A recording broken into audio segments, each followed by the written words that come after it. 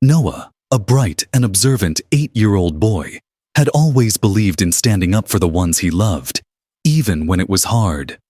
One day, on what should have been the happiest day of his father's life, Noah made a choice that would alter their lives forever. He had witnessed his father, Michael, preparing to marry Olivia, a woman who had been hiding sinister secrets.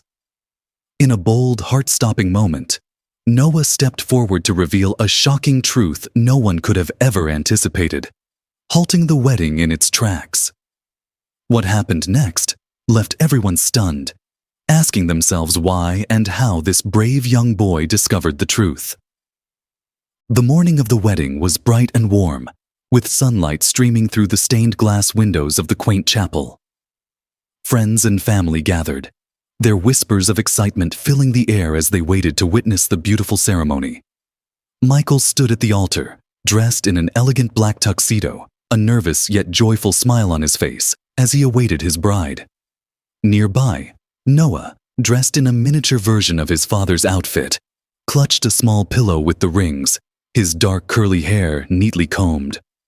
But while Michael's eyes sparkled with anticipation, Noah's were clouded with unease. Michael glanced down at his son, trying to reassure him with a playful wink. "You look great, champ. You're the best ring bearer a dad could ask for," he whispered, patting Noah's head affectionately. But Noah's small hands were tightly clenched around the pillow, his knuckles white, and his heart pounding as the familiar notes of the wedding march began to play.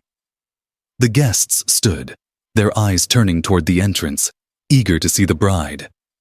The doors opened, and there was Olivia, gliding down the aisle in a stunning white dress, her blonde hair cascading softly over her shoulders. She was radiant, every inch the picture-perfect bride. As she approached, Michael's smile widened, his eyes lighting up with pure adoration. "You look beautiful," he whispered when she reached his side. Olivia smiled back, her voice barely audible. "I can't wait to start our lives together."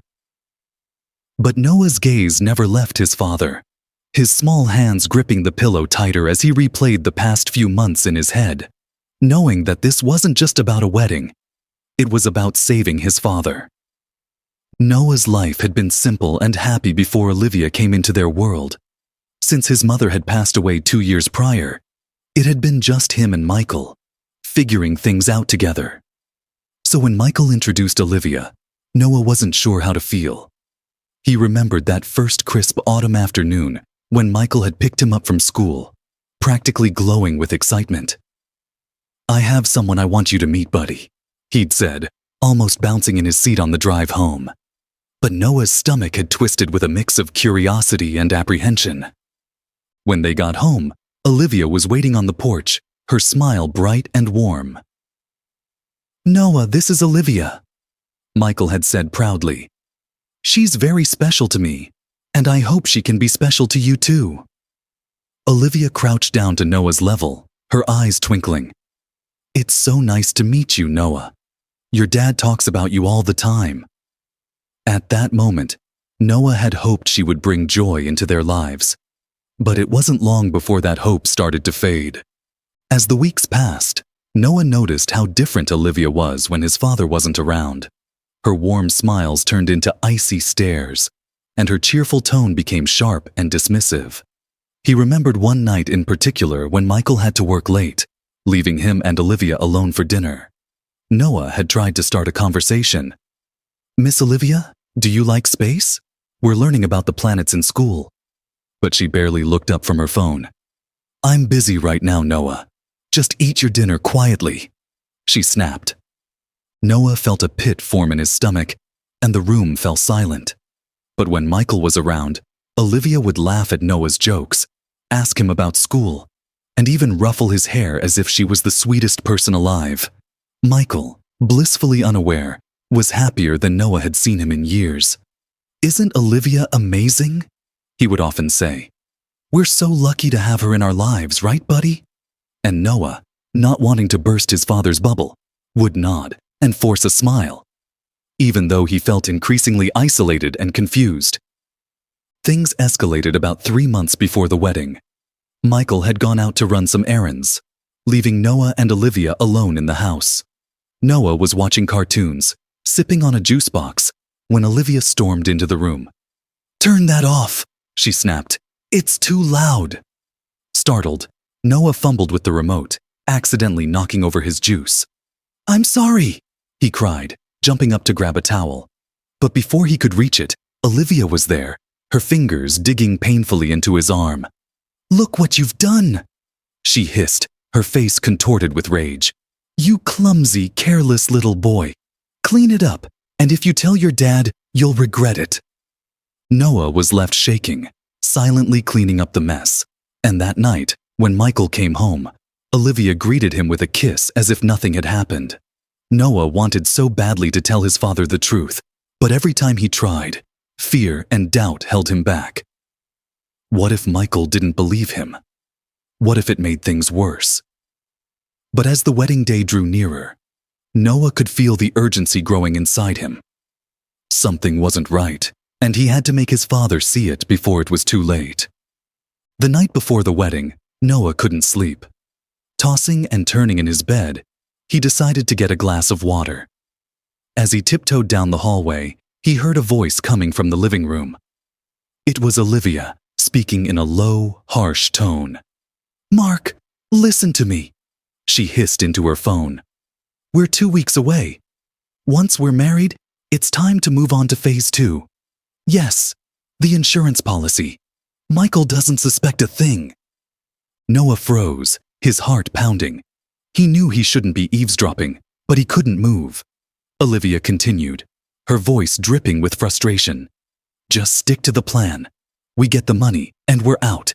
No more close calls." She paused, her tone suddenly growing more menacing. "And don't worry about the kid.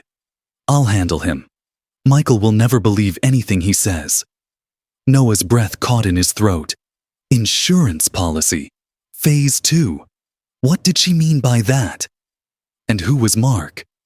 The next morning, Noah was quieter than usual, lost in thought as he tried to figure out what to do. As he stood beside his father at the altar, the ceremony began, and Noah's mind raced.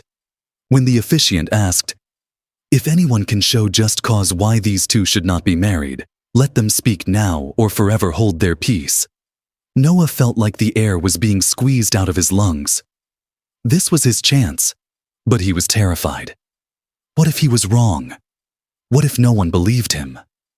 But then he remembered Olivia's cruel smile, the way she had threatened him, and he knew he couldn't stay silent. "Wait!" Noah's voice rang out, cutting through the room. Every head turned, eyes widening as they saw the young boy trembling but standing firm. "Stop the wedding," he said, his voice cracking but loud enough for everyone to hear. Michael's face was a mix of shock and concern. "Noah, what's going on?" he asked gently, kneeling down to his son's level. "You can't marry her, Dad," Noah stammered, tears welling in his eyes. "She's lying to you. She's planning something bad." A murmur spread through the guests as they exchanged confused glances. Olivia's smile faltered, but she quickly regained her composure. "Oh, sweetie," she said, her voice dripping with false kindness. "I know this is a big change, and you're scared, but this isn't how you handle it." But Noah shook his head, his hands trembling. "No, Dad. I heard her on the phone. She's planning to hurt you after the wedding to get the insurance money. Please, you have to believe me." The room fell silent. Michael's face turned pale, and he turned to Olivia, searching her eyes for any hint of the truth. "Olivia?" he asked, his voice barely above a whisper.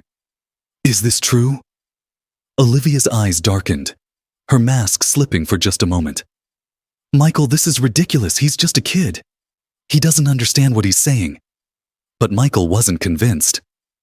He looked back at Noah, who met his gaze with unwavering sincerity.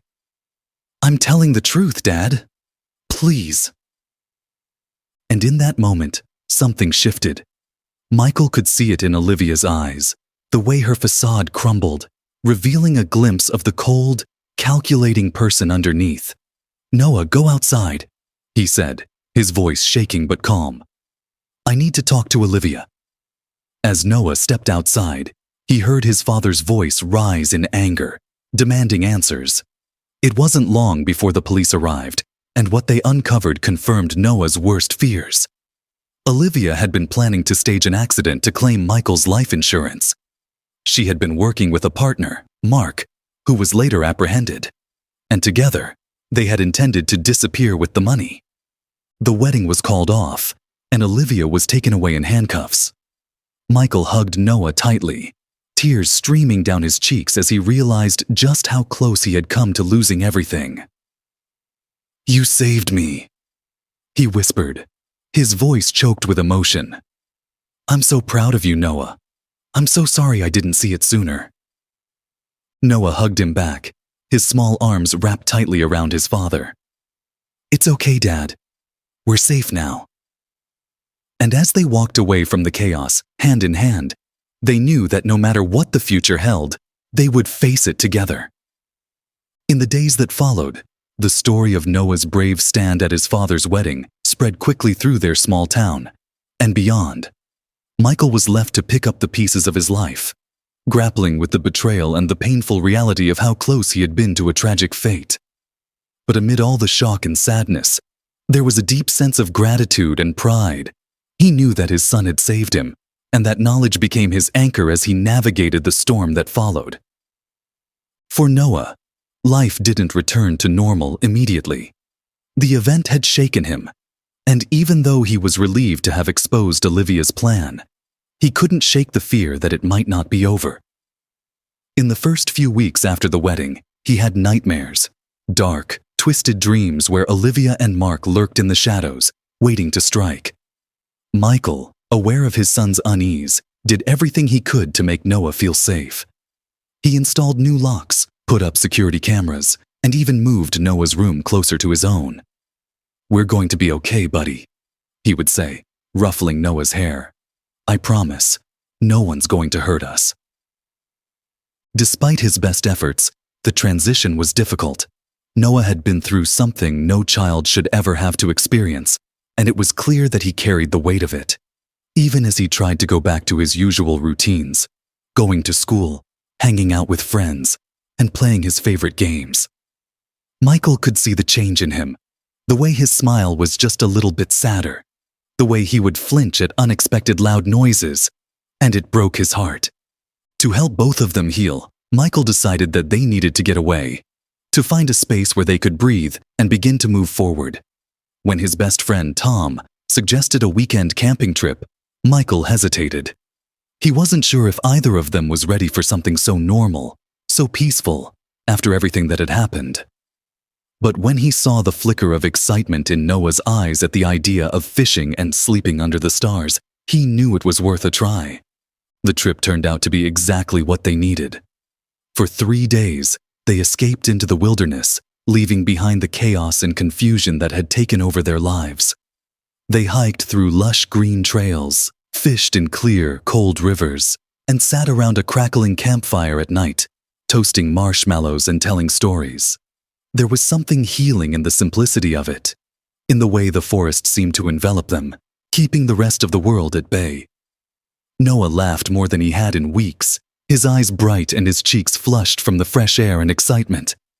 And for Michael, it was a reminder of what really mattered, his son and the bond they shared. On the last night of the trip, as they sat around the fire, Noah looked up at his dad, his face lit by the orange glow of the flames. "Dad," he said softly, "I was really scared."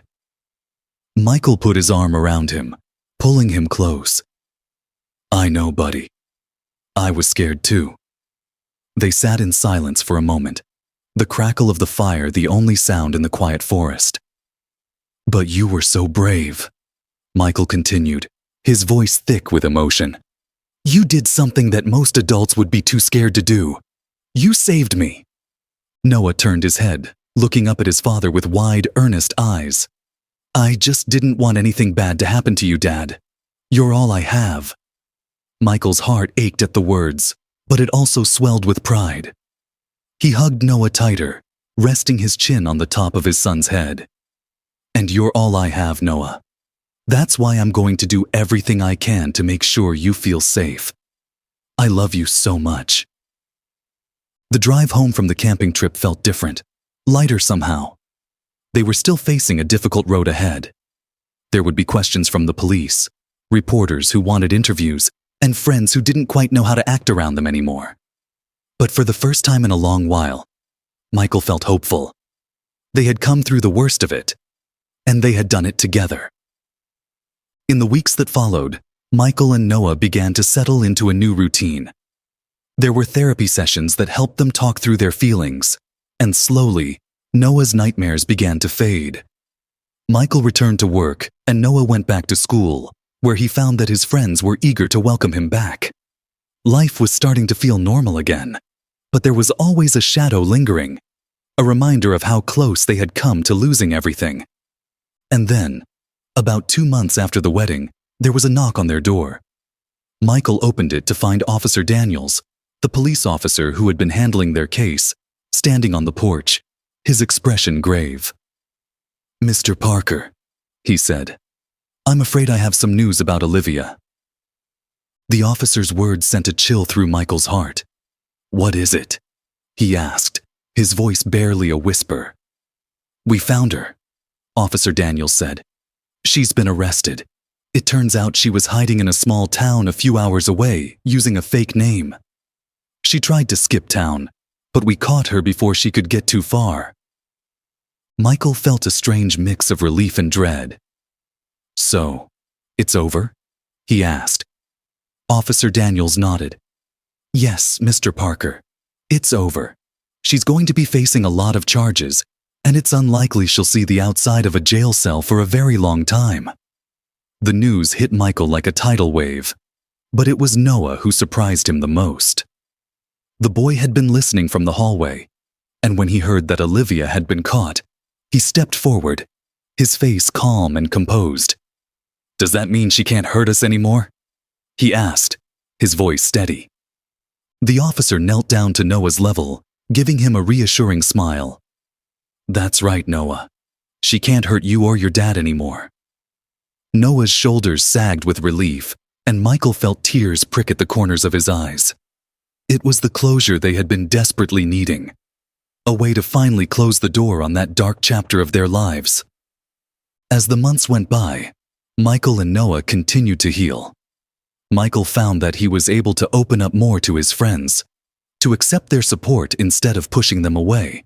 And Noah, freed from the burden of secrets and fear, began to blossom. He excelled in school, making new friends and rediscovering his love for astronomy. He even joined the school's science club, where he eagerly shared his knowledge about the stars and planets. 1 year after the wedding that never was, Michael and Noah decided to do something special. They took a road trip to a national park known for its stunning views of the night sky. They spent the evening lying on a blanket, looking up at the stars, the vastness of the universe stretching out above them. "You know, Noah," Michael said, breaking the comfortable silence, "I've been thinking a lot about what happened last year." Noah turned his head, curious. "What about it, Dad?" Michael smiled, his eyes reflecting the twinkling starlight. "I realized that even though it was one of the hardest things we've ever gone through, it showed me just how strong we are. And it made me see that no matter what happens, as long as we have each other, we can get through anything." Noah smiled, a bright, genuine smile that made Michael's heart swell. "Yeah," he said. "We're like superheroes, right, Dad?" Michael chuckled, ruffling Noah's hair. "Exactly, buddy. We're a team, and nothing can break that." As they lay there, watching shooting stars streak across the sky, Michael felt a sense of peace settle over him. The past year had been a roller coaster of emotions: fear, betrayal, sadness, but also strength, love, and resilience. They had faced darkness, but they had come out on the other side, stronger and more united than ever. And as they made their way back to their car, Noah's hand securely in his, Michael knew that no matter what the future held, they would face it together, as a father and son who had survived the unthinkable and found light on the other side. As Michael and Noah continued their journey, the world around them gradually returned to a sense of normalcy. But the experience had changed them both, deepening their bond and reshaping the way they saw life. For Noah, it was a lesson in courage, a realization that even the smallest voice could make a difference. For Michael, it was a humbling reminder of the importance of listening, of trust, and of being present for the ones he loved. Months passed, and the story of what happened at the wedding became a local legend, a tale people shared with a mix of shock, admiration, and even a bit of awe. How could a child so young have seen through a deception that had fooled so many adults?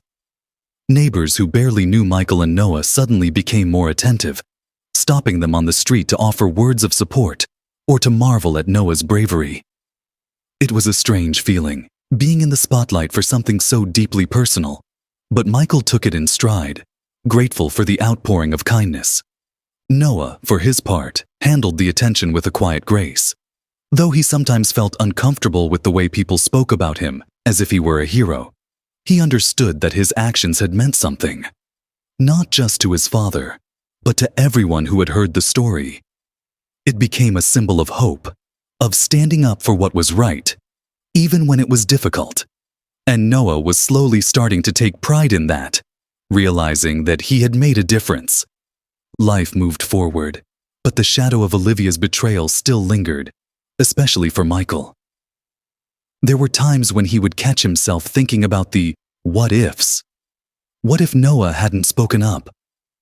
What if he had never discovered the truth? These thoughts haunted him, sneaking into quiet moments when he was alone. But whenever he felt the weight of those thoughts pressing down on him, he would look at Noah, see his son's bright, determined eyes, and remember that they had survived because of him. And that was enough to push the dark thoughts away. One day, almost a year after everything had happened, Michael received an unexpected letter. It was from Olivia, or rather, from the facility where she was being held as she awaited trial. Michael hesitated before opening it, his hands trembling slightly. He wasn't sure he wanted to know what she had to say, but a part of him needed closure, needed to understand why she had done what she did. The letter was short, just a few paragraphs scrawled in a neat, precise script. Olivia, or Sarah, as Michael had come to know her real name, apologized, though the words felt hollow, like an afterthought. She spoke about the mistakes she had made, the greed that had driven her, and the life she had tried to build on lies and manipulation. But there was one part that stood out to Michael, a single line that made him pause. "I never thought I'd get caught, especially not by a child." Michael felt a strange mix of emotions as he read those words. There was a part of him that was angry. Angry that she had underestimated Noah. Angry that she had tried to manipulate and control their lives. But there was also a part of him that felt a grim satisfaction. She had been wrong, and Noah had been right. And that, more than anything, gave him a sense of peace. Michael didn't show the letter to Noah. He saw no reason to burden his son with the words of a woman who had caused them so much pain. Instead, he folded it neatly and tucked it away in a drawer. A quiet reminder of how far they had come and how much stronger they were now. As time went on, Michael began to see signs that Noah was truly healing. He was more confident, more willing to speak his mind. At school, he started volunteering for activities he had once been too shy to join. He joined the drama club, even landing a small role in the school play, something that Michael would never have imagined a year ago. And when it came time for the play, Michael sat in the front row, beaming with pride as he watched Noah take the stage.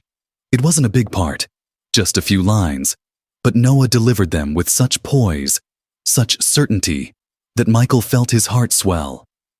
After the show, Michael wrapped his son in a tight hug. "You were amazing up there, kiddo," he said, his voice thick with emotion. "I'm so proud of you." Noah grinned, his face lighting up with pure, unfiltered joy. "Thanks, Dad. I was a little scared, but I remembered what you said. We're a team, right?" Michael nodded, smiling as he ruffled Noah's hair. "That's right. We're a team. And in that moment, as they stood there surrounded by the bustle of parents and kids, laughter and applause, Michael realized just how far they had come. They had faced something terrible, something that could have torn them apart. But instead, it had brought them closer together, forged a bond that was unbreakable. A few months later, Michael received another piece of news. Olivia's trial was finally over. She had been sentenced to several years in prison, with no chance of parole for a long time. It was a relief, but it also marked the end of a chapter, one that Michael and Noah were more than ready to close. That evening, as they sat down for dinner, Michael told Noah the news. "She won't be able to hurt anyone else," he said, his voice calm and steady. "It's over." Noah looked up from his plate, his eyes searching Michael's. "Really?" he asked, his voice barely above a whisper. "Really?" Michael confirmed. "We're safe now." Noah didn't say anything for a moment, but then he smiled, a genuine bright smile that warmed Michael's heart. "Good," he said simply, before digging into his food. For the first time in a long while, they ate their dinner without any unspoken fears hanging over them, without the shadows of the past creeping in. It was just the two of them, sharing a quiet, simple meal, and that was enough. A year later, on the anniversary of that fateful wedding day, Michael and Noah decided to create a new tradition. They took a trip to the beach, just the two of them, with no plans except to relax and enjoy each other's company. They spent the day building sandcastles, collecting seashells, and wading in the waves, letting the cool water lap at their feet. As the sun began to set, they sat on the sand, watching the sky turn shades of pink and orange, and talked about everything and nothing. "Dad?" Noah said, breaking the comfortable silence. Do you think everything that happened made us stronger?" Michael looked at his son, surprised by the question, but he could see the thoughtful look in Noah's eyes. "Yeah, I do," he said, after a moment. "It was hard and it was scary, but it made us realize how much we mean to each other. And that's something I wouldn't trade for anything." Noah nodded, his gaze drifting back to the ocean. "Me neither," he said softly. "I'm glad we're a team."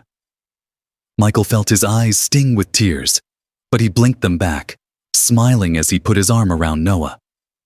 "Me too, buddy. Me too." As the waves crashed gently against the shore, Michael and Noah sat together, feeling the cool breeze on their faces and watching the last rays of sunlight disappear below the horizon. They didn't need words to express what they felt: gratitude, love, and a quiet, unshakable strength that would carry them through whatever came next. They had faced the worst, and they had come out the other side, stronger and more united than ever. And as they headed back to their car, hand in hand, Michael knew that no matter what the future held, they would face it together, just as they always had. From that day at the beach, life moved on for Michael and Noah. They settled into a new rhythm, one that felt less like healing and more like truly living.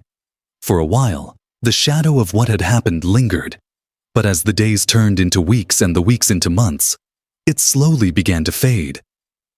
The past was still there, but it no longer defined their lives.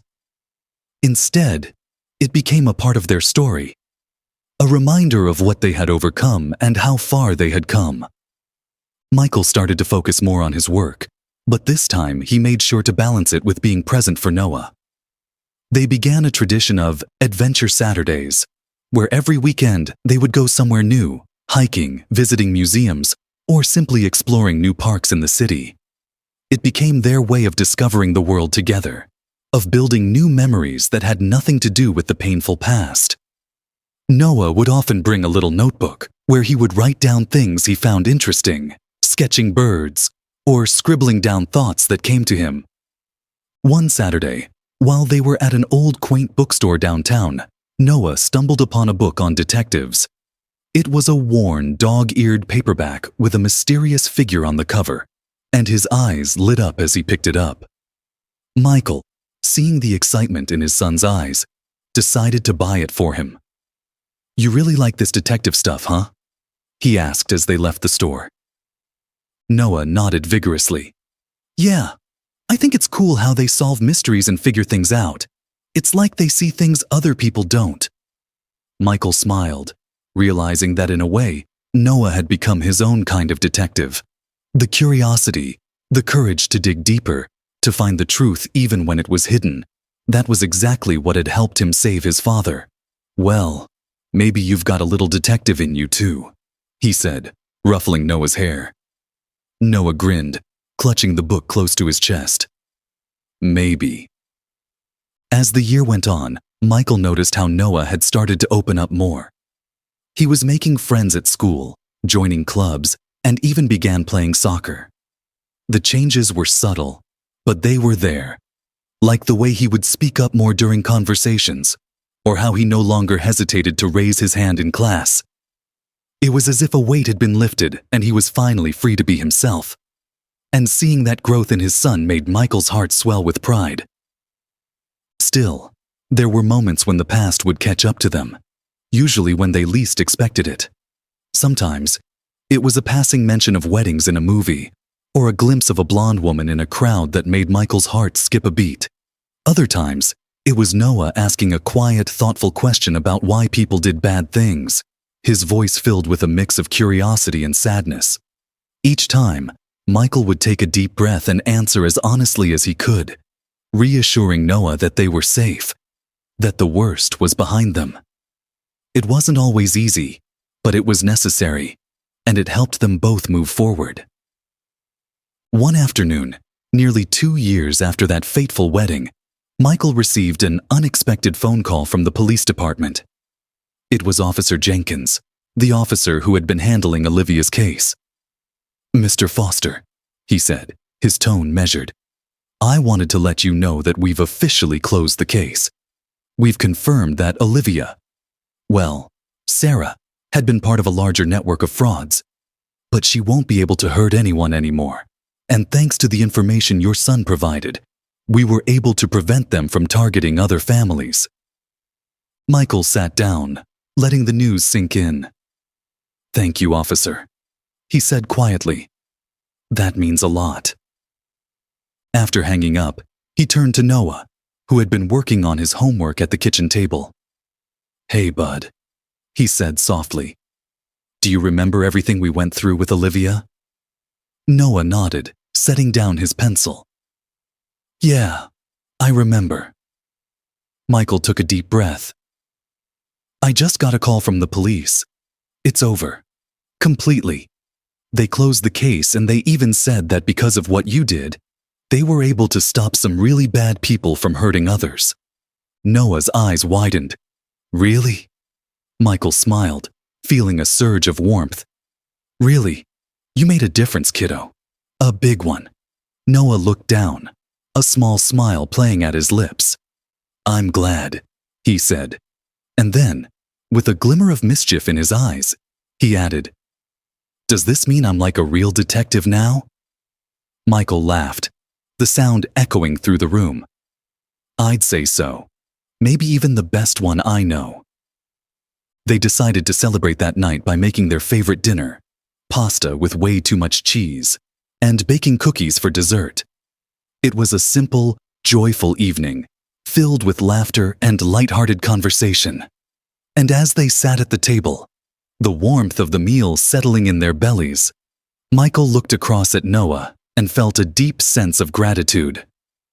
"You know, Noah," he said, "I don't say this enough, but I'm really proud of you. Not just for what you did, but for who you are. You're brave and smart and kind, and I'm lucky to be your dad." Noah blushed, ducking his head slightly, but he couldn't hide the smile spreading across his face. "Thanks, Dad," he mumbled. "I'm lucky to have you, too."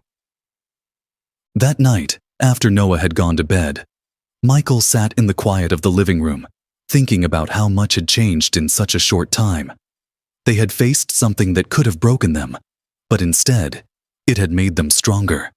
The fear and pain had given way to hope and resilience, and he knew that no matter what the future held, they would face it together. In the years that followed, the story of Olivia slowly faded into the past. Michael and Noah continued to build their life, creating new memories and traditions that were all their own. They went on trips, took up new hobbies, and surrounded themselves with people who cared for them. And through it all, they remained a team, two people who had found their way back to each other through a storm, and who would never let go.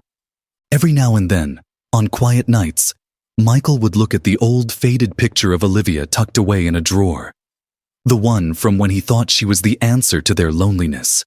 He would feel a pang of sadness, not for what they had lost, but for the way he had been deceived. But then he would look at Noah, curled up on the couch with a detective novel or laughing at a cartoon, and he knew that everything had turned out exactly as it was meant to be. Because in the end, they had something far more valuable than any false promises or perfect smiles. They had each other. And that, Michael thought, was the greatest gift of all. As life continued, Michael and Noah's bond only deepened. They settled into a rhythm that was filled with new adventures, small triumphs, and the occasional challenge. Every so often, Michael would catch himself marveling at just how resilient Noah had been, how the boy had grown stronger, more confident, and even a little wiser. They kept up their tradition of Adventure Saturdays, but over time, it evolved. Noah, inspired by his love for detective stories, began suggesting more elaborate outings, scavenger hunts, escape room games, and even solving puzzles they created together. They became known around town as a father-son duo who seemed to be inseparable, always finding joy in the little things. One warm summer evening, they attended a community festival. The air was filled with the scent of fried food, the laughter of children, and the sound of a local band playing upbeat tunes. Michael watched as Noah mingled with other kids, confidently taking part in games and chatting away. It was a far cry from the withdrawn, quiet boy he had seen a couple of years ago. Noah was thriving, and Michael couldn't be prouder. As they strolled through the festival grounds, Noah pointed to a booth selling trinkets and handmade jewelry. "Can we look over there?" he asked, his eyes lighting up at the sight of the shiny, colorful displays. Michael nodded, letting Noah lead the way. They browsed for a while until Noah found a small silver locket. It was simple, with a tiny engraving of a compass on the front. "It's like a detective's compass," Noah said, grinning. "You know, to help find the way when things get confusing." Michael could see how much the locket meant to him, so without hesitation, he bought it. Later that night, after they returned home, Noah shyly handed the locket to his dad.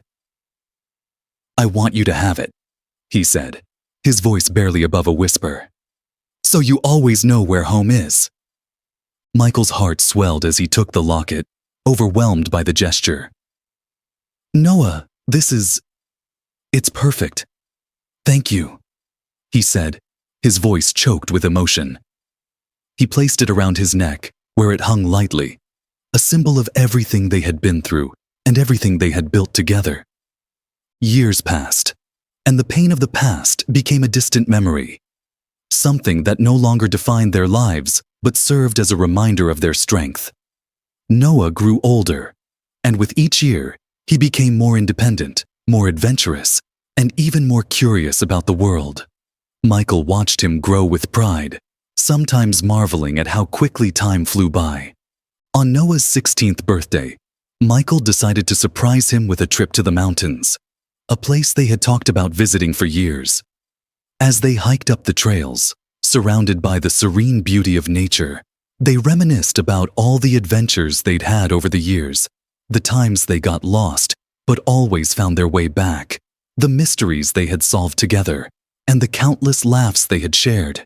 When they reached the peak, they sat down to rest, taking in the breathtaking view. It was quiet, with only the sound of the wind and the rustle of leaves around them. After a while, Noah turned to his dad, a thoughtful look on his face. "Dad," he began, Do you ever think about what happened back then? With Olivia? Michael took a moment to gather his thoughts. I do, sometimes, he said, but not the way I used to. I don't think about what we lost anymore. I think about what we gained. Noah nodded, understanding. I was scared back then, but I'm not anymore, he said softly. I'm glad I spoke up. I'm glad you listened. Michael smiled, his eyes misting over. Me too, buddy, me too. You taught me so much about courage and truth. I couldn't be prouder of the man you're becoming. They sat there for a while, the sun setting in the distance, painting the sky with hues of orange and pink. It was a perfect moment, one that captured everything they had become, everything they had shared. Before they made their way down the mountain, Noah pulled out his phone and snapped a picture of the view. I want to remember this, he said, for when things get tough again. So I can remind myself that we made it through once, and we can do it again. Michael nodded, knowing exactly what he meant. They had been through their share of storms, and they had come out stronger, not because they were unbreakable, but because they had learned to bend without shattering. They had each other, and that was enough to face whatever lay ahead. As they headed back down, laughing and joking along the way, Michael felt the familiar weight of the locket around his neck. He reached up and held it for a moment, feeling its cool, smooth surface against his skin. It was a small thing, but it meant everything. It was a reminder that home wasn't a place. It was a bond, a connection that nothing could ever break. Years later, as Noah prepared to leave for college, Michael found himself standing in Noah's room, looking at all the mementos of their adventures. There were photos, maps, and little trinkets from their trips, each telling a story of a day well spent. Noah walked in, noticing the way his dad was staring at everything. You okay, Dad? He asked, a teasing grin on his face. You're not gonna cry, are you? Michael laughed, wiping at his eyes. Maybe a little, he admitted. I'm going to miss this. I'm going to miss you. Noah walked over and hugged him. I'm not going anywhere, really. I'll be back, and we'll have more adventures. This is just the beginning, Dad. Michael hugged him tightly, his heart full. You're right, he said. This is just the beginning. And so, as Noah drove off to start a new chapter in his life, Michael stood at the door, watching him go with a smile on his face. He wasn't worried or sad. Instead, he felt proud of the young man his son had become, proud of the journey they had taken together. Noah might be venturing out into the world, but Michael knew that no matter where life took them, they would always find their way back to each other. Because their story wasn't about what had happened in the past, it was about how they had chosen to move forward. And as long as they had that, they had everything. As Noah drove off to college, the house felt strangely quiet, a stillness that Michael hadn't anticipated. He thought he was prepared for this moment, but now, standing alone in the doorway, he realized how much he'd missed their everyday routine. The sound of Noah's laughter echoing through the hallways, the impromptu jokes at dinner, and even the occasional late-night talks when Noah couldn't sleep. He went back inside and found himself wandering into Noah's room. The bed was neatly made, and most of the things were gone, packed into boxes and suitcases. But the room still carried Noah's presence. The scent of his cologne, the posters on the wall, the books stacked haphazardly on the shelf. Michael sat down on the edge of the bed, letting the memories wash over him. His phone buzzed, breaking the silence. It was a message from Noah. Made it to campus, Dad. I'm settling in. Miss you already. Michael smiled, a warmth spreading through him. He quickly typed a response. Miss you too, kiddo. Make the most of it. And remember, I'm just a call away. Days turned into weeks, and they fell into a new rhythm. Noah would call every weekend, updating Michael about his classes, new friends, and the freedom he was starting to relish. He would share stories of his professors, the campus events, and the odd moments that made him miss home. And Michael would listen, sometimes laughing, sometimes offering advice, but mostly just grateful that their bond hadn't changed. One evening, as Michael was going through some old photos, he came across a picture from that camping trip they had taken after the wedding incident. Noah was grinning at the camera, holding up a fish with such pride, while Michael stood beside him, his arms slung around his son's shoulders. They both looked so carefree, so full of life. Michael stared at the picture for a long time, lost in thought. It reminded him of how far they had come, of the strength they had found in each other. It was then that an idea sparked in his mind. He went to his desk, pulled out a piece of paper, and started writing. For the next few days, he worked late into the night, pouring his heart into the letter. When he finished, he carefully sealed it in an envelope, attaching a small package to it. He knew exactly where to send it.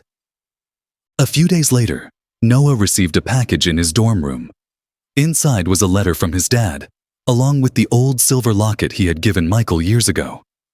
Noah's hands trembled slightly as he opened the letter and began to read. Noah, I've been thinking a lot about you lately, and I wanted to write this down because sometimes words are easier to find on paper than when we speak. I still remember that day you gave me the locket, the day you said it would help me find my way home. I never told you how much that meant to me. You see, home isn't just a place. It's a feeling, a sense of belonging. And for the longest time, my sense of home was lost. I was searching for it in the wrong places, trying to fill it with things that didn't matter. But then you came along, and you taught me where home truly is. Home is in the way you smiled at me every morning. It's in our late-night talks when we both couldn't sleep.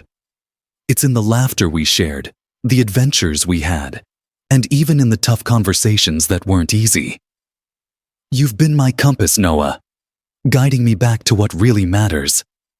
I'm so proud of the young man you've become. Watching you grow has been the greatest privilege of my life.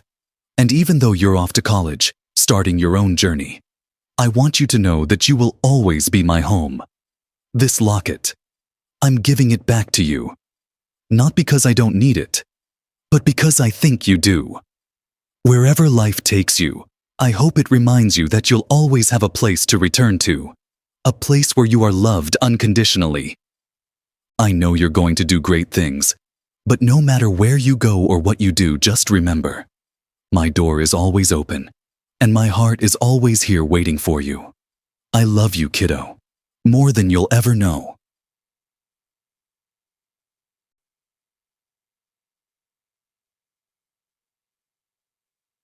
Noah read the letter twice, tears blurring his vision. He clutched the locket tightly in his hand, feeling the cool metal press against his skin. For a moment, he was back in that warm, safe space with his dad, feeling completely understood and loved. That night, Noah called Michael. "Hey, Dad," he said, his voice thick with emotion. "I got your letter, and the locket. I don't even know what to say." "You don't have to say anything," Michael replied softly. "I just wanted you to know." They stayed on the phone for a long time, not saying much, but the silence between them was comforting, like a shared secret. It was moments like these that reminded Noah that no matter how far he went, he was never truly alone. Years passed, and Noah continued to grow, chasing his dreams with the same determination and curiosity that had driven him since he was a child. He graduated, found a job he loved, and eventually moved to a new city. But he always kept the locket with him, a small token that carried so much more than its weight. Michael, now a little older, still found joy in the little things: his garden, his books, and the weekend calls with Noah. Their lives had changed in so many ways, but their bond remained strong, unbreakable. Whenever he missed his son, he would touch the spot where the locket used to rest against his chest, a smile tugging at his lips. One winter, Noah came home for the holidays. As they sat by the fireplace, sipping hot cocoa and reminiscing about the past, Noah handed his dad a small, neatly wrapped gift. "Open it," he urged, his eyes twinkling with excitement. Michael unwrapped the box to find a new locket inside, similar to the one he had given back to Noah, but with a small, delicate engraving on the back. It read, "Home is where we are." "I thought it was time you got a new one," Noah said, smiling. "So you never forget." Michael's heart felt like it would burst from the love he felt in that moment. He leaned over and hugged Noah, holding him close. "I could never forget," he whispered. "Thank you, Noah, for everything." As they sat there, the snow gently falling outside, the warmth of the fire flickering, they both knew that life would keep moving, bringing new challenges, new joys, and new stories. But whatever happened, they would always find their way back to each other, because that was what home meant. It wasn't about a place, or even a locket. It was about the love they shared, a love that could weather any storm, a love that guided them through the darkest of times and brought them back to the light. And as long as they had that, they had everything they needed. For Michael and Noah, the future was not just a series of unknowns. It was a promise to always find their way back to each other, no matter where life led them. And that was more than enough. The holidays came and went, and once again, life settled back into its usual rhythm. Noah returned to his city, and Michael stayed behind, the new locket hanging around his neck, a constant reminder of the unspoken bond he and his son shared. But the new year brought changes, some unexpected, some difficult. One day in late spring, Michael received a call from Noah. There was something different in his son's voice, a mix of excitement and anxiety that Michael hadn't heard before. "Hey, Dad, can I talk to you about something?" Noah began hesitantly. "Of course, son. What's on your mind?" "Well, I've been offered a job. It's a great opportunity, but it's not here. It's overseas," Noah said, his words trailing off, waiting for his father's reaction. Michael felt a pang in his chest, the kind that comes when you realize life is about to take someone you love even further away. But he quickly composed himself, knowing this moment wasn't about his own fears. It was about supporting Noah, just as he always had. "That's amazing, Noah," Michael said, forcing as much enthusiasm into his voice as he could muster. "Tell me more. Where is it? What will you be doing?" "It's in Japan, Dad. A tech firm offered me a position to lead a project there. I'd be working with some incredible people, and it's kind of a dream come true." Noah's words spilled out in a rush, his excitement now more apparent. "But I don't know if I should take it. It's so far." Michael's heart ached at the thought of Noah being on the other side of the world, but he didn't let it show. He knew how much this meant to his son. "Noah, listen to me. You've worked so hard for this, and if this is what you want, you should go for it. Distance doesn't change how we feel about each other. You know that." Noah was silent for a moment, and when he spoke again, his voice was softer, more vulnerable. "I'm scared, Dad. What if it's too much? What if I can't do it?" Michael felt a swell of emotion. How many times had he felt the same way, unsure and afraid of what lay ahead? But he had always found a way, and so would Noah. "Remember what I told you when you were little, right before your first school play?" Michael asked, a smile tugging at his lips. "I said, it's okay to be scared. It means you care. But don't let that stop you from trying. Because courage isn't about not being afraid. It's about doing it anyway, even when you are." Noah laughed softly, the memory coming back to him. "I remember. And I was terrified." "But you did it, didn't you?" Michael said gently. "And you were amazing. This is just another stage, Noah. And I believe in you, just like I did back then." For a moment, there was silence on the line, and then Noah spoke again, his voice steadier. "Okay, Dad, I'll do it. I'll take the job." "I'm proud of you, son," Michael said, his voice thick with emotion. "And don't worry. We'll figure out the visits and calls. We're still a team, no matter where you are." The following weeks were a whirlwind of preparations. Noah was busy getting everything in order for his move, and Michael helped wherever he could. They spent every possible moment together, savoring the last few weeks before the distance between them grew even greater. And when the day came for Noah to leave, Michael drove him to the airport, trying to keep his emotions in check. As they stood by the departure gate, Noah turned to his father, a look of concern on his face. "Are you sure you're okay with this, Dad? I mean, if you'd rather I stayed." Michael pulled him into a hug before he could finish the sentence. "No, Noah. I don't want you to stay if it means giving up on something that makes you happy. Go out there and live your life, explore, learn, and grow. And just know that no matter where you are, I'll always be here, cheering you on." Noah hugged him back tightly, and for a moment, they stood there, neither wanting to let go. "I'm going to miss you, Dad," he whispered.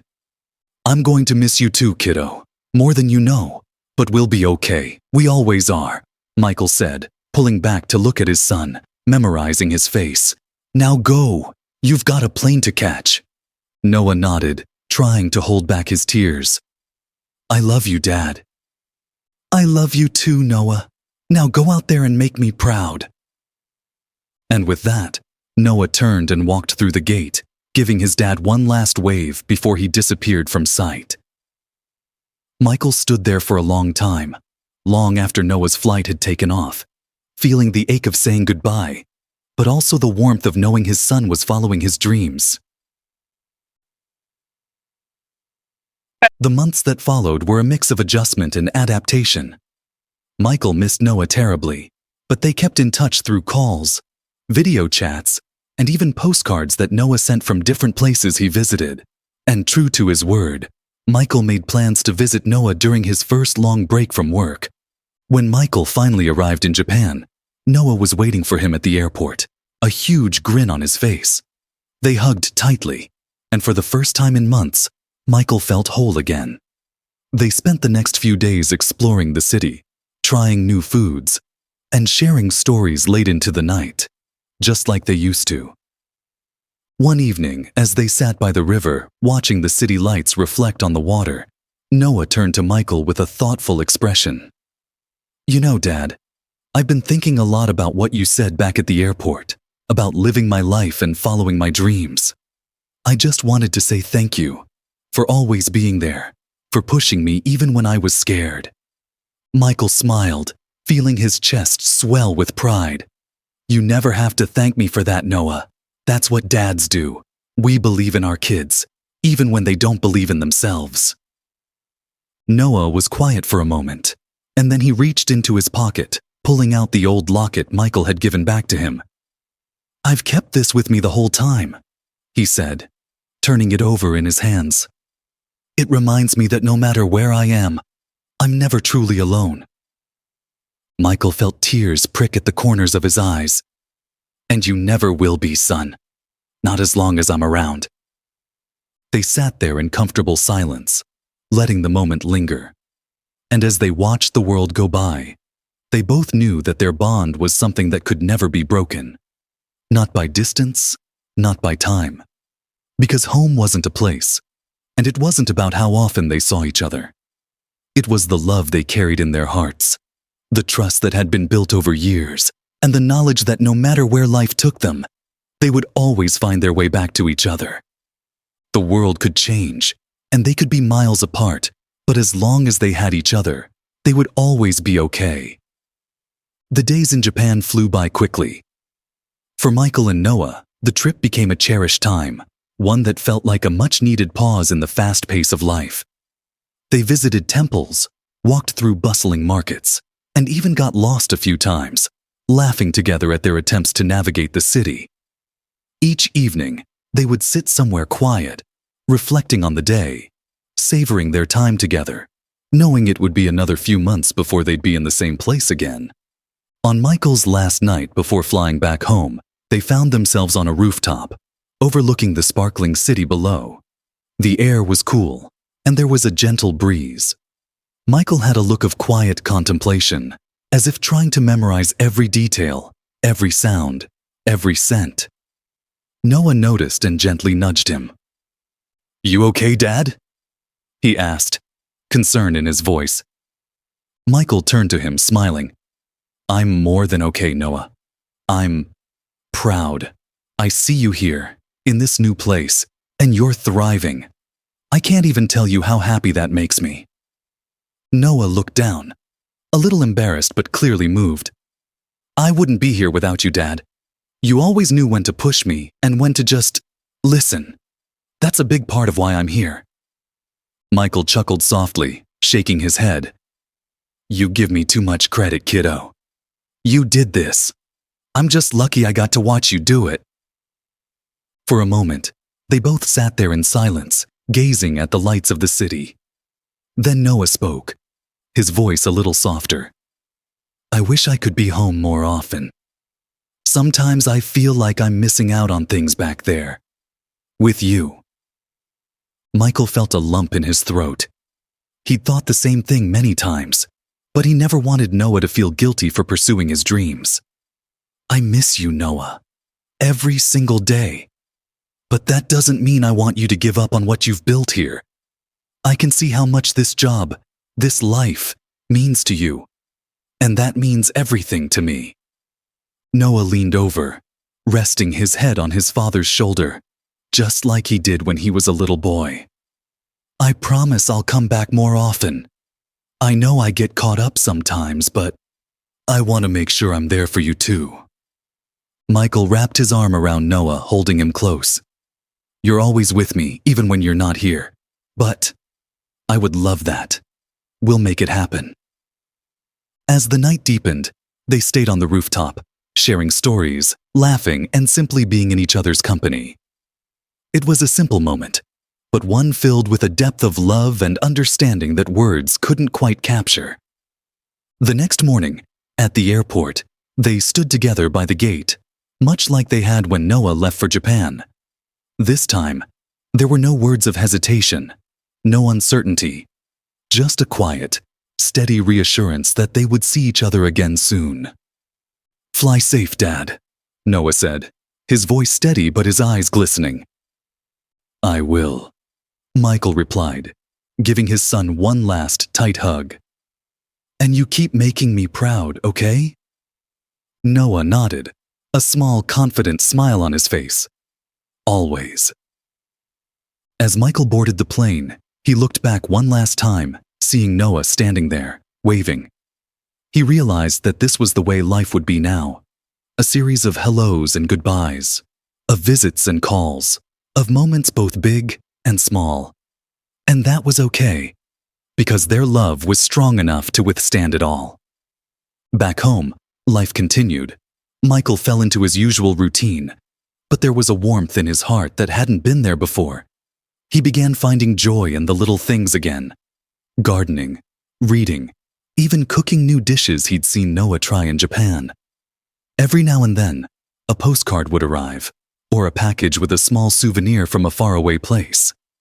Each one was like a little piece of Noah, reminding Michael that distance was just a number, that their bond was unbreakable.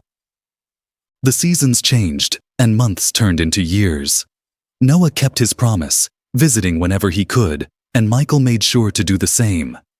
They shared new experiences, discovered new places, and even learned new things about each other.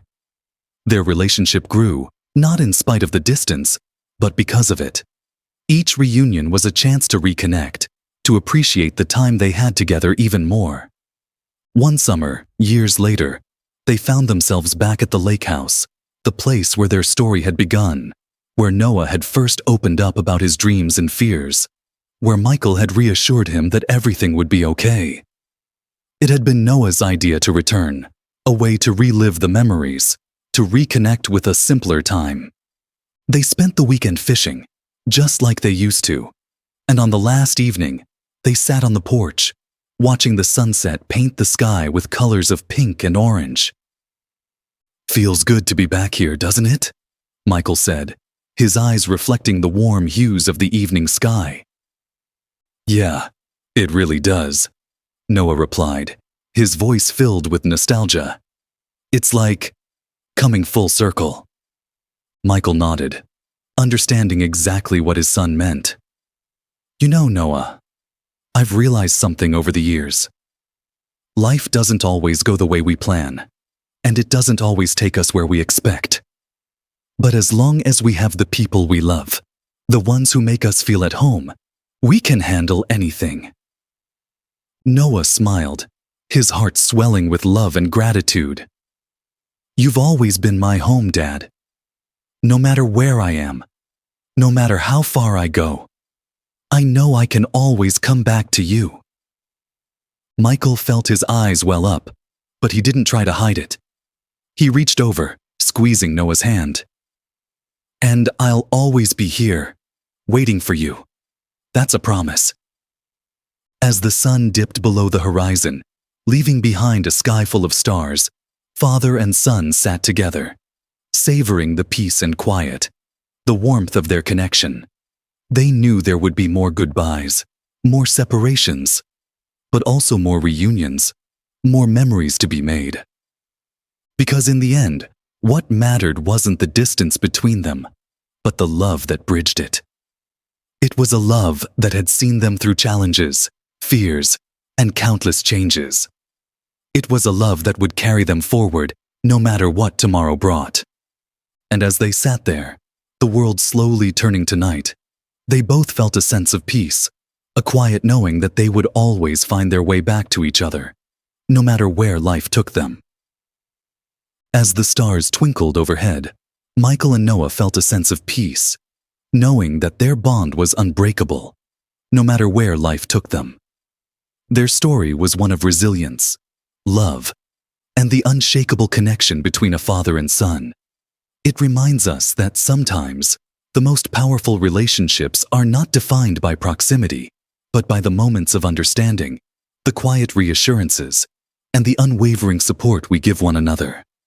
If Michael and Noah's story touched your heart, don't forget to subscribe to our channel for more heartwarming and inspiring stories. We'd love to hear from you. What do you think you would do if you were in Michael or Noah's shoes? Have you ever experienced a moment when distance brought you closer to someone you love? Share your thoughts and stories in the comments below, and let's continue spreading love and positivity, one story at a time.